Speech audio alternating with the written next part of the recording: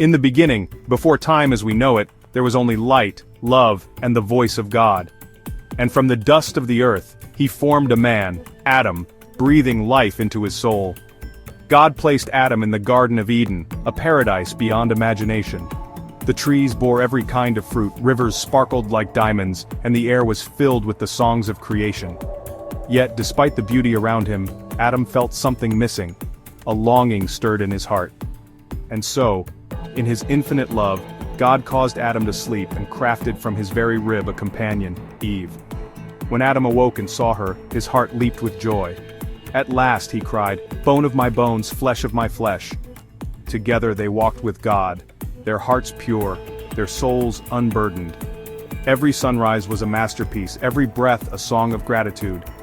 They had one command, not to eat from the tree of the knowledge of good and evil, for if they did, death would come. But why would they? They had everything. Then one day the serpent slithered near. With a voice as smooth as silk it whispered to Eve, "Did God really say you must not eat from this tree?" Eve hesitated. Yes, God had said so. But the serpent's voice was persuasive. "You will not die," it insisted. "God knows that when you eat of it, your eyes will be opened. You will be like him, knowing good and evil." Eve looked at the fruit, so beautiful, so full of promise. A desire awakened in her heart. A choice stood before her. And she reached out. As the fruit touched her lips, a change came.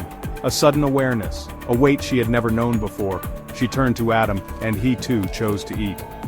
Instantly the world was different, their innocence shattered, their peace broken. For the first time they felt shame.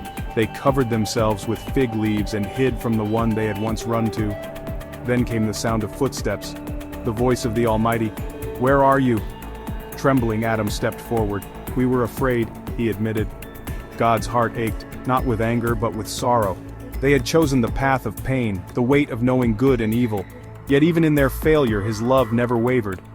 He clothed them, not with leaves but with garments of animal skin, a sign that blood had been shed to cover them. Even in discipline there was mercy. And though they had to leave Eden, God's love went with them.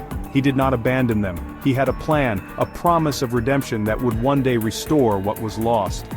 For from their descendants would come one who would crush the serpent's head, one who would take upon himself the weight of sin and open the gates to an even greater paradise than Eden. And so, Adam and Eve stepped into the world not alone but with hope. A hope that still lives in us today, that no matter how far we fall, grace is always waiting to lift us up. Because love never gives up, and neither does God.